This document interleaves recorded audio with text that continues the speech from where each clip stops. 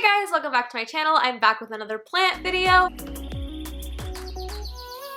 Today, we're going to be talking about some more Hoyas that in my experience have been a little bit harder to care for. So if you guys didn't watch my first video on this, I recommend that you go and check it out. I have some more hard Hoyas in that video. I know that my personal experiences might be different from your experiences, but if you're a beginner, these might not be ones that you want to buy immediately.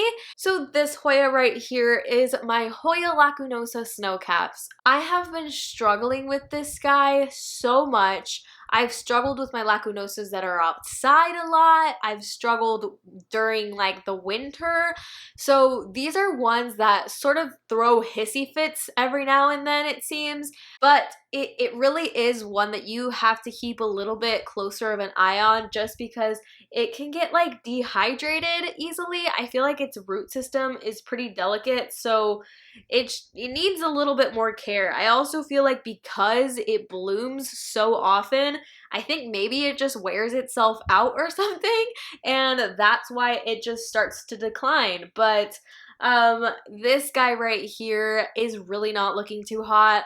You can see that there is some dehydration in the leaves. I really love this plant. I love it so much that I have it in 3 different sizes.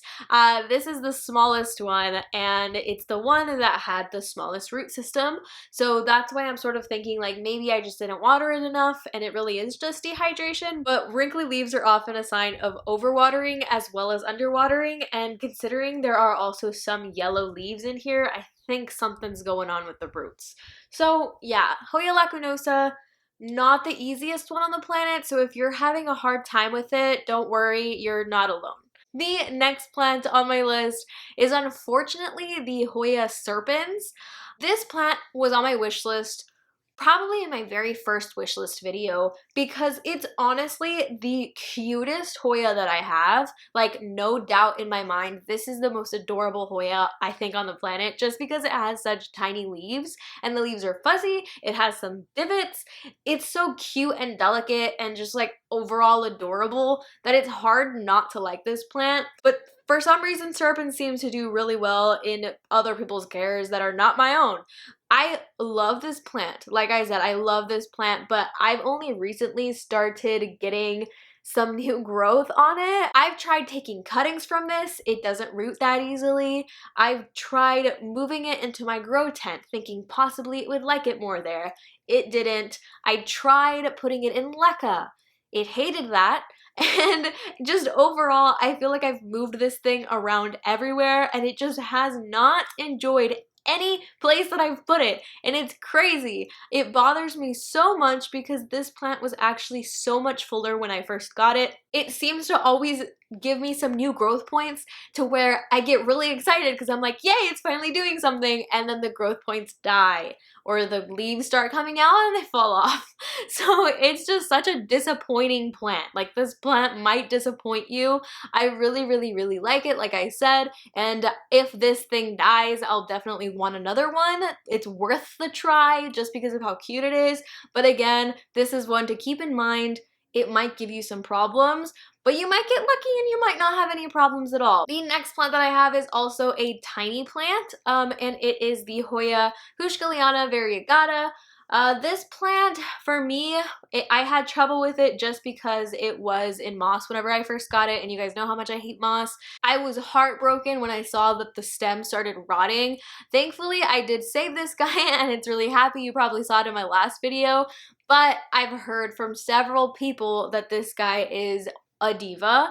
I feel like having it in leca is probably your best bet for taking care of this plant because it seems to not do as well in soil because watering seems to be an issue.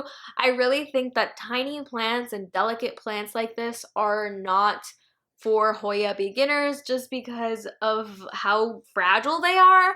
I'd also say that this one is ridiculously expensive, so I wouldn't personally take the risk on buying a $100 plant for it to not thrive in my care, I guess. But if you are willing to spend that money and bite the bullet, go ahead and put it in leca and see how it does. The next plant unfortunately has died. I am so, oh my goodness. Can we just take a moment for my Hoya Manipurensis? Because it has passed away, unfortunately. I'm so sad. I'm so sad. This guy was rooting in water.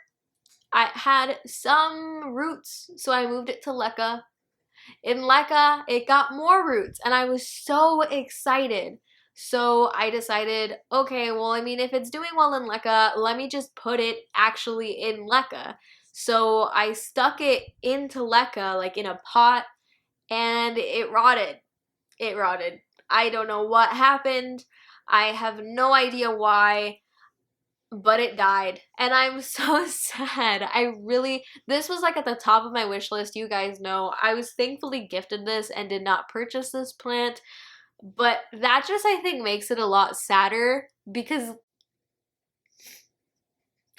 I have Manipurensis tears. Oh my gosh. I love this plant. Like, I love this plant and I want another one. But again, like, I know how much they cost and I just don't see myself ever purchasing one, especially now, knowing how difficult they can be. I've heard a lot of people have problems with this Manipurensis. I think Lake Effect Plant Lover is one of the people that told me that they were a diva for her.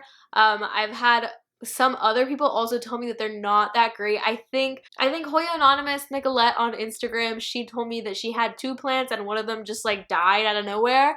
So this is definitely not a beginner plant. Don't splurge on these delicate plants because they might die on you, and it's really not fun to see your plants die. But yeah, that's this guy. Again, I'm so sad. And then the next and final plant.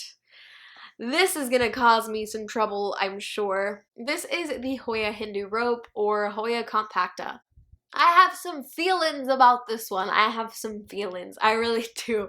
I don't know why so many people like adore this plant. I get it. It's cute and it's cool. It has like a fun little pattern. But this is a bug magnet. I have heard a bunch of horror stories about Hoya compactas. They really just turned me off of this plant. This plant was actually one of the first Hoyas that I got, and guess what I did? It died. Yeah, it was technically on like its last leg when I gave it away because it started dying on me and it started declining, and I was just like, wow, this is not what I expected it to be. I expected it to be an easy plant. Everybody talks about it, but this plant gets bald spots. Like if a leaf dies, it gets a bald spot and it just starts looking really ugly. I do not enjoy these plants. I think they're beautiful. They're beautiful when they're like in those big pots from like Costa Farms, when they're in those like big full long pots. They're gorgeous. Like I love them. They're so pretty. The variegated versions, the reverse variegated versions, they're so pretty, but I feel like if you don't give them what they need, or you don't give them the right care, or you kind of treat them like just a succulent like the rest of your Hoyas, they don't seem to do as well as other Hoyas do, because once again, they start balding. They just start balding. Like, I don't like balding plants. That's not fun. I feel like so many people love this plant, and don't get me wrong. Like I said, I think it's so pretty. It is just not my favorite Hoya. It is not. It's probably like at the bottom of my list of Hoyas. Just like, no, I don't recommend that people get this. Again, I feel like if you were to find it in Lowe's for a cheap price, yes, 100%, buy that plant, buy it. Yes, of course, buy it. If it's not expensive, buy it. It's pretty and you want to try it out. Yes, 100%, do that. If you're buying a cutting of these, or if you're buying something small on Facebook or trading for something, or if you're buying it at like $50 plus, don't do it. Just don't do it. I would not recommend that you buy this plant. I love Hoyas. You guys know how much I love Hoyas, but really like Hoya compactas, I'm not on that train, unfortunately. But yeah, that's gonna be it for today's video. I hope you guys enjoyed. Are there any more Hoyas that are on your, like, maybe not your favorite list? I know it's difficult for us to shame Hoyas. It's difficult because all Hoyas are beautiful, and I get it, like I understand them, but I know there are some Hoyas in my collection that I'm just like, wow, I would not recommend these at all to anyone. But yeah, that's gonna be it for today's video. I hope you guys enjoyed. If you did, go ahead and hit the like button down below, and if you like me or you like plant videos, go ahead and subscribe if you want to. But that's gonna be it for today's video, and I hope to see you guys in the next one. Bye!